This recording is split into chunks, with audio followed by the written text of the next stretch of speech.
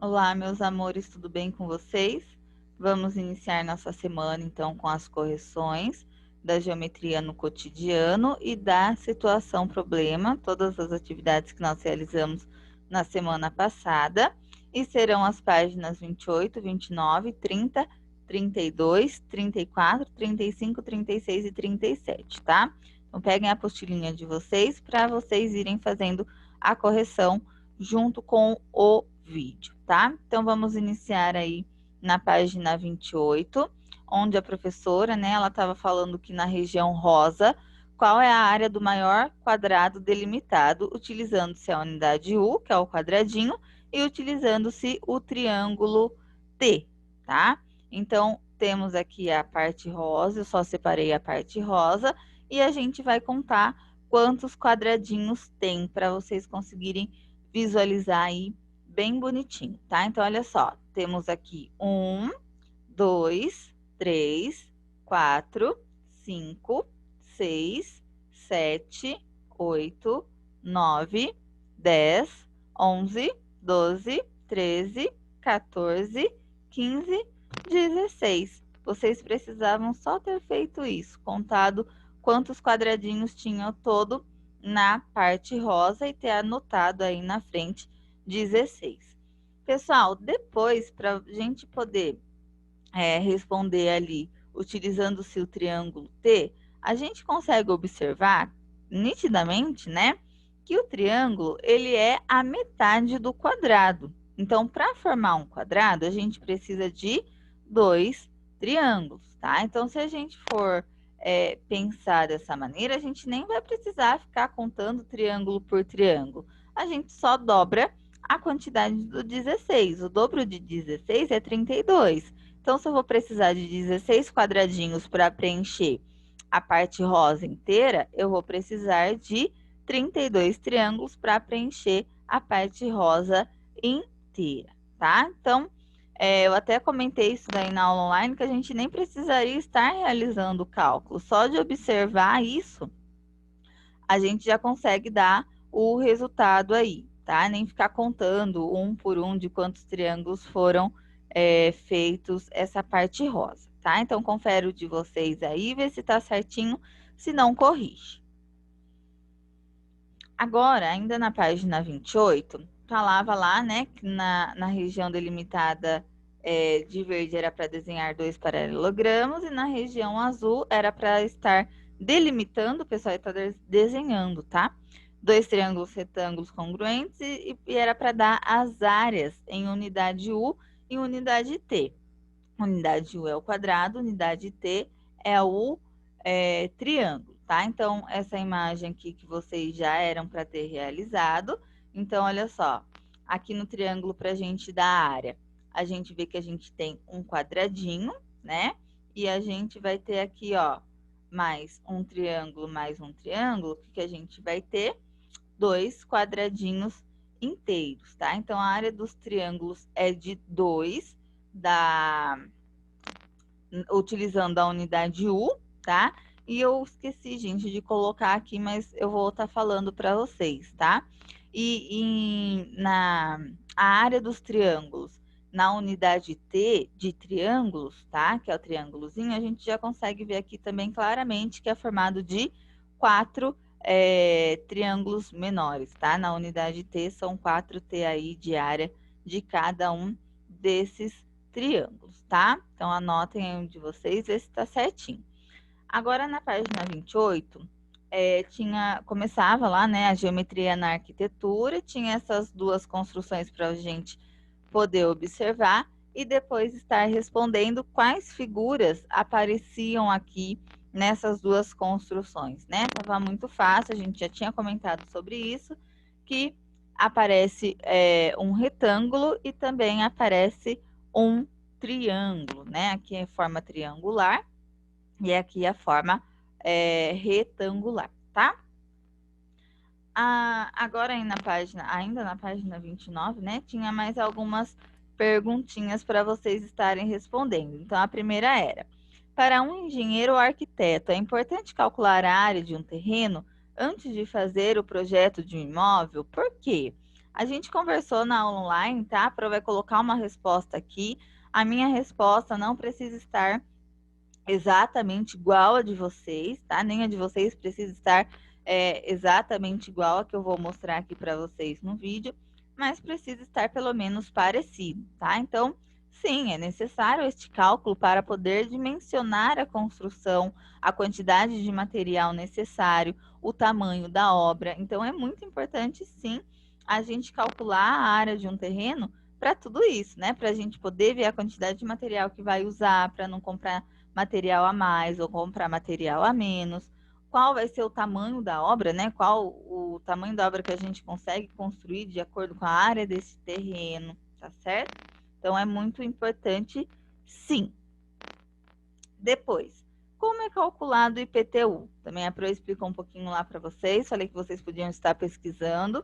Então, eu coloquei aqui, ó, para o cálculo do IPTU, que é uma taxa municipal, tá? É um imposto que a prefeitura da cidade cobra, pode haver modificação quanto à cobrança. De modo geral, o IPTU é um percentual do valor de mercado do imóvel. Então, é de acordo com o tamanho do imóvel, do valor do imóvel, que é calculado a partir de uma porcentagem, tá?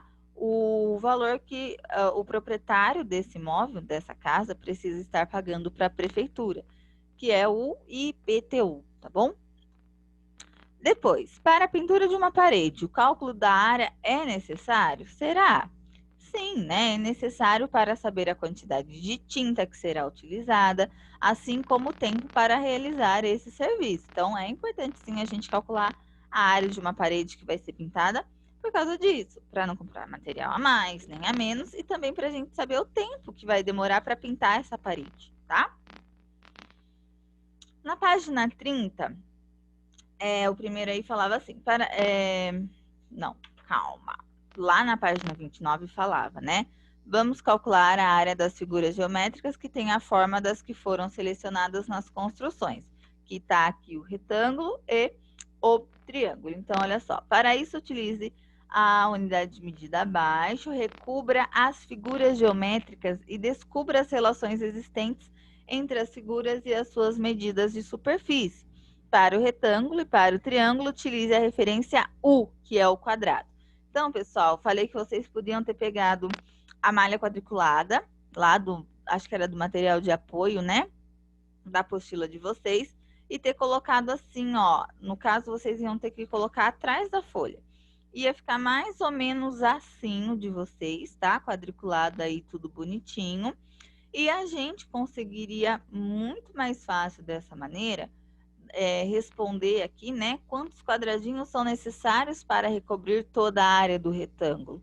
Então, a gente contaria, né, a quantidade de quadradinhos e chegaria aqui, ó, que são necessários 48 quadradinhos. Uma outra maneira muito mais fácil também, né, que vocês já conhecem, que a gente sempre está vendo aí, em vez de ficar contando quadradinho por quadradinho, é só multiplicar a medida do lado pela medida da base, tá? Ou da medida de cima aí, da largura e do comprimento, multiplicando a gente também teria a quantidade de quadradinhos, tá? E depois, aqui na parte do triângulo também, se a gente colocasse a malha quadriculada, a gente teria que contar quantos quadradinhos foram, que ficaram aqui em cima da malha do triângulo. Mas, o que vai acontecer? Percebam que ele não pega exatamente metade do quadradinho, né? Ele pega, às vezes, um pouquinho mais, um pouquinho menos, e daí fica um pouco complicado da gente dizer exatamente de quantos quadradinhos são formados esse triângulo. Então, o que a gente vai pensar? Uma coisa também que eu falei para vocês lá na aula online, né? Esse triângulo, a gente consegue observar que ele é a metade do retângulo. Então, se para o retângulo foram utilizados 48 quadradinhos, para o triângulo foram necessários 24 quadradinhos, que é a metade de 48, tá? Muito mais fácil a gente pensar dessa maneira do que ficar contando os quadradinhos, de tentar juntar quadradinho para dar um quadradinho só, tá? E a outra maneira também é multiplicar as medidas dos lados e depois dividir por 2, que a gente também já sabe que para calcular a área de um triângulo, a gente multiplica as medidas da altura e do comprimento e depois divide por 2, tá? Aí, pessoal, estava falando para comparar os procedimentos utilizados para o cálculo de área das duas figuras. Esses procedimentos têm algo em comum? Explique. Então, olha só, eu coloquei um negócio enorme aqui, tá? Para eu poder explicar para vocês bonitinho.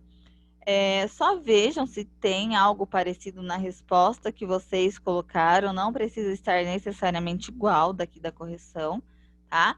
Mas eu vou explicar aqui para vocês essa comparação. Então, olha só. Os procedimentos, eles foram iguais, ou seja, foi coberto o espaço com a unidade de medida, que era o quadradinho lá, né? Que era a quadradinho que chamava U.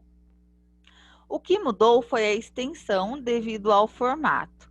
Nem todos os quadrados couberam inteiros no caso do triângulo, né? Sendo necessário dividi-los ao meio. Como o triângulo é metade do retângulo, dividir a quantidade na metade é um procedimento possível para encontrar a medida. Então, tudo que a Pro já tinha mostrado e explicado aqui para vocês. Fazendo essa comparação, né? Então, do retângulo é fácil, que é só a gente contar a quantidade de quadradinhos ou multiplicar as medidas dos lados, mas do triângulo ficou um pouquinho chatinho na hora de contar os quadradinhos, porque os quadradinhos não estão cortados exatamente ao meio, então a gente teve que utilizar um outro procedimento, que foi dividir por 2, né? Que é pegar a quantidade de quadradinhos do retângulo e dividir por 2, a gente já tem a quantidade de quadradinhos que foram utilizados no triângulo, tá? Pessoal, agora na página 32, né, que tinha lá sobre os ângulos, que era da geometria na astronomia, tinha aí várias perguntinhas para vocês estarem respondendo e tal. Algumas eram pessoais, tá? Então, o que eu vou colocar aqui, ó? Tem uma pergunta aqui, ó. Peraí. Aqui, ó. Como calcular o ângulo formado pelos ponteiros do relógio, tá? Então, olha só. Nós podemos estabelecer uma relação dos movimentos dos ponteiros do relógio com o movimento de rotação da Terra, tá? Então, lembrando aí que a Terra tem mais ou menos, né, o formato circular aí, que é o formato do relógio, tá? Então, a gente pode fazer essa relação com os movimentos dos ponteiros com o movimento de rotação da Terra, né? E além da Terra ter esse formato o formato arredondado, né? Que falam que ela tem um formato oval, o movimento de rotação dela, né? Forma o mesmo movimento do ponteiro do relógio, tá? O formato também circular, tá bom? Depois, olha só, a circunferência da Terra, ela é dividida em 12 partes.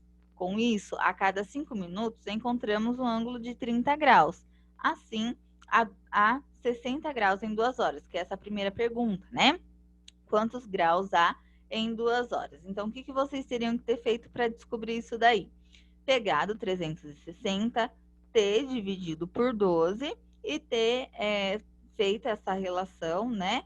E daí, olhando no relógio, a gente também consegue observar que a volta inteira é 360, como o relógio ele é dividido em 12 partes, então também 360 dividido por 12 partes, então cada parte do relógio vale 30. Do 12 até o 2 horas, né, que é o que ele está perguntando aí, vai ser 30 mais 30, que é igual a 60 graus, tá bom?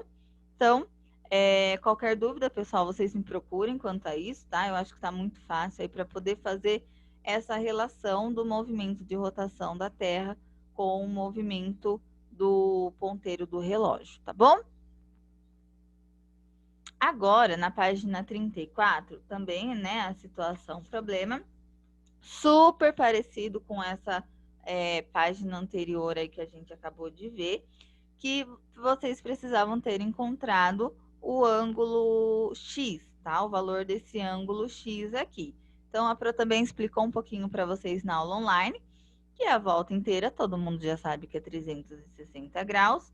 A gente vê aqui que ele está dividido em 12 partes, 360 dividido por 12, deixa eu ver se eu coloquei isso. A volta inteira, ó, de 360 graus, portanto, cada parte mede 30, né, que é o 360 dividido por 12, cada partezinha aqui vai dar 30, e como tem aqui, ó, duas partes, a gente já consegue fazer de cabeça que a medida do ângulo X é de 60 graus, tá? Então, pessoal, por que a apostila está trazendo várias vezes? Para ficar bem claro para vocês que sempre a volta inteira é 360, aí depende de quantas partes está dividido, né? No caso aí está dividido em 12 partes, que é o que a gente sempre vai usar, sempre vai estar dividido em 12 partes, para vocês já irem fazendo essa relação e já ir guardando aí que futuramente, lá no ensino médio, vocês vão usar bastante essa relação aqui de graus, tá bom? Agora, na página 35, que é o que eu pedi para vocês estarem me enviando foto, né? Tem mais algumas perguntinhas aí relacionadas a isso. Tudo praticamente a mesma ideia ainda, tá? Do 360 dividido por 12 para a gente encontrar os graus aí. Mas o que eu achei bem interessante foi essa primeira bolinha aqui, ó, que tá falando assim. Agora, em vez de dividir por 12, 360, ele pediu para vocês estarem dividindo por 4 e estava perguntando, né? Obtemos que períodos do ano. Então, a gente sabe que se a gente pegar o 360 e dividir por 4, vai dar 90, tá? Mas aí fala assim, obtemos que períodos do ano? O que acontece durante o ano, a partir de determinados tempos, né? Mas que são 4 coisinhas. Vamos pensar assim. E olha só, nós obtemos as estações do ano, que é a primavera, verão, outono e inverno, né? Por que a gente consegue fazer essa relação? Um ano tem 365 dias, certo? Então, aí ele fez essa comparação do 360, se a gente divide por 4, que períodos do ano a gente vai ter, né? Então, achei bem interessante essa perguntinha aí para vocês pensarem um pouquinho que relação que tem o 360. Então, a gente começa a perceber que são números próximos, tá? Que acontece isso daí, tá bom? Aí, pessoal, a segunda bolinha do número 2 diz assim: se um mostrador de relógio é um círculo, e como qualquer círculo, sua circunferência mede 360 graus, que expressão matemática pode ser usada para encontrar-se o número de graus entre cada dois números do relógio? Então, o que a gente vai fazer? Expressão matemática, como que eu posso explicar para vocês? Vocês vão ver bastante isso já no ano que vem, no 7º ano, eu acho. Vocês vão ver bastante, tá? Expressão matemática, pessoal, é montar o cálculo, tá? Esse X aí é o resultado deste cálculo que vocês vão estar montando. Então, ele falou assim, se o mostrador do relógio, já falei para vocês que o mostrador do relógio é dividido em 12 partes. Então, a gente tem que pegar o 360 graus, que é a medida da circunferência inteira, e dividir por 12, tá? Então, ficou assim, x é igual 360 dividido por 12. Essa é a minha expressão matemática, tá? E aqui também eu já dei o resultado do valor do x. Se eu pegar o 360 e dividir por 12, 360 dividido por 12, vocês já sabem que é 30, né? Não vou nem montar a conta aqui, que vocês já fizeram várias vezes esse cálculo aí, então já sabe de cor já que vai dar 30 o valorzinho do nosso x. Então, essa é a nossa expressão matemática. X é igual 360 dividido por 12. Esse x é uma incógnita, que a gente não sabe o valor. A gente vai só saber o valor dele depois que a gente resolver a expressão matemática, que é o 360 dividido por 12, tá legal? Agora, a próxima bolinha, ó. O ângulo formado pelos ponteiros de um relógio pequeno é igual ou diferente quando formado por ponteiros maiores de um relógio maior? Por quê? Então, pessoal, é igual, tá? Mesmo se eu usar um ponteiro maior ou um ponteiro menor, o ângulo ele é igual, porque o grau do ângulo permanece o mesmo, apesar da diferença de tamanho dos ponteiros. O que se mede é a amplitude. Então, não importa o tamanho do ponteiro, tá? Porque é medido aí a amplitude, que é em graus. E o tamanho do ponteiro não vai interferir em nada nesse caso, tá? Pessoal, e na última bolinha, estava pedindo para descobrir todos os divisores de 360. Depois eu quero que vocês me contem quem conseguiu encontrar todos, porque são muitos os divisores, tá? Vocês teriam aí que ter quebrado a cabeça, ter feito vários cálculos para ter encontrado todos, que seria muito legal se tivesse encontrado, tá? Mas vamos conferir aí para ver se não faltou nenhum. Então, olha só.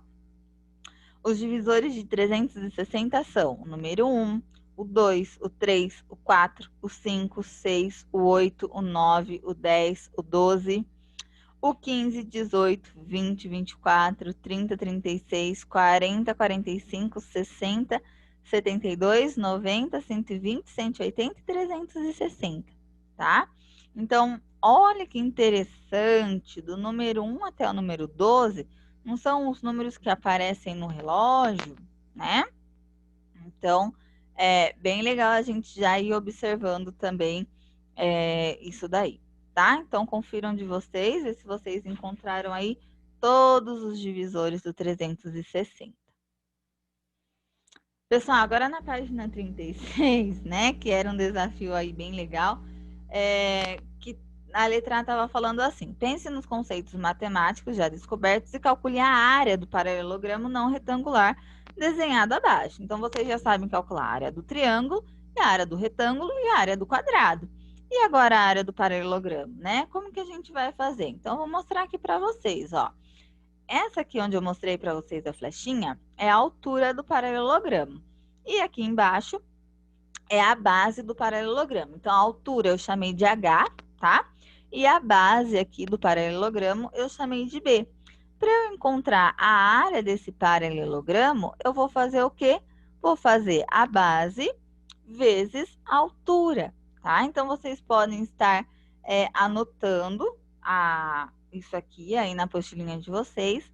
Vocês podem estar pegando uma régua, estar medindo a base e a altura do paralelogramo, tá multiplicando para dar aí a área desse paralelogramo, tá? No caso, a área aí também vai estar em centímetros, tá? A Pro não fez, gente, porque a minha apostila é diferente da de vocês e a medida ia ficar diferente da de vocês e ia dar um conflito aí.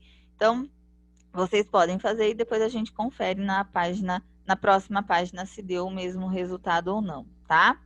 Agora, na letra B, fala assim: agora, utilizando uma cópia desta figura geométrica disponível no bloco de jogos, com uma única dobra e um único corte, transforme em um retângulo. Então, olha só. Vocês pegaram lá no bloco de jogos esse paralelogramo, tá? E agora eu vou mostrar para vocês aonde que vocês tinham que ter cortado para ter formado um retângulo, tá? Então, olha só onde vocês teriam que ter recortado. Aqui nesse pontilhado. Então, recortando essa parte aqui, ó, e pegando essa parte e levando lá do outro lado, ó, juntando aqui bonitinho, o que que formou aqui pra gente? Um retângulo. Olha que difícil, né? Com um único corte, né, um único movimento, a gente conseguiu transformar esse paralelogramo em retângulo. Aí que vem a explicação, gente, do cálculo da área. O cálculo de área do retângulo não é base vezes altura aqui também, igual a Pro mostrou aqui em cima para vocês? Por isso que a maneira de calcular a área do paralelogramo é a mesma do retângulo. Porque quando a gente faz esse corte, essa transformação, o paralelogramo se forma num retângulo também, tá? Bem interessante aí. Agora, registre suas considerações de como o problema foi resolvido. Então, eu anotei aqui, ó. Se for feito um corte do lado esquerdo do paralelogramo e a parte cortada for inserida do lado direito, a figura se transformará em um retângulo, tá? Então, se você não fez essa anotação aí na letra B, façam agora para ficar bonitinho de vocês. E na bolinha da letra B, fala assim, mostre por meio de uma montagem ou de um desenho a figura transformada. Então, olha só como que eu fiz, gente. Eu desenhei aqui o paralelogramo, aí eu fiz um traço aqui para mostrar que aqui foi o corte, e depois essa parte que é um triângulo, né? Essa parte que a gente recortou forma um triângulo, eu juntei, aí eu fiz uma flechinha aqui, ó, para demonstrar que eu juntei do lado direito do paralelogramo, tá bom? Então, se você não conseguiu mostrar isso em forma de desenho, ou mostrou de uma outra maneira também, não tem problema nenhum, mas se você não conseguiu, você pode estar utilizando essa maneira aqui, tá? Bem legal, né?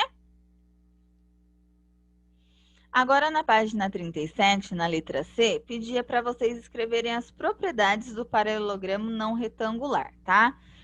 Gente, o que é propriedade? É como eu descrevo a figura, tá bom? Então, olha só, o paralelogramo não retangular é um polígono de 4 lados, né? Ele é um quadrilátero que você já conhece. Como seus lados opostos é um na frente do outro, tá? São paralelos, esse polígono possui os ângulos e os lados opostos congruentes. Vocês já viram essa palavra congruentes, né? Que significa igual. Então, como eu descrevo o paralelogramo? Que o paralelogramo é uma figura que possui 4 lados e os seus lados opostos são paralelos, tá? Paralelos é quando as linhas não se cruzam. E esse polígono, ele possui os ângulos e os lados opostos iguais. E os ângulos opostos são iguais, tá? A medida dos ângulos são iguais e as medidas dos lados também são iguais, tá? Depois, ó, agora que você já conhece outro procedimento para calcular a área do paralelogramo, verifique se na malha quadriculada essa medida se mantém. Então, o que a gente vai fazer agora na malha quadriculada? Contar a quantidade de quadradinhos, né? Percebam aqui, ó, que ele tá cortando certinho no meio do meu quadradinho. Então, não se esqueçam que quando a gente pega metade com metade do quadradinho, forma um quadradinho inteiro, tá? Então, vamos ver o que deu aí, ó. Registre no quadro o procedimento realizado e a área encontrada. Então, qual foi o nosso procedimento realizado? Nós contamos os quadradinhos. E qual que é a área encontrada? É 18, tá? Então, nós contamos os quadradinhos ou também nós fazemos 6 vezes 3, né? 6 aqui, ó. 1, 2, 3, 4, 5, 6, vezes 3, que é a altura do paralelogramo. 6 vezes 3 é igual a 18. Então, a área desse paralelogramo é igual a 18 quadradinhos, tá? Pessoal, então, essa aula é só, né? Vocês terão aí hoje a parte 2 da aula, tá? Essa foi a parte 1. Assistam agora a parte 2. Qualquer dúvida aí durante as correções, me mandem mensagem ou no Clipe Escola ou pelo WhatsApp para eu já ir tirando as dúvidas de vocês se acontecer, tá? Então, assistam a aula aí, a parte 2, e até amanhã.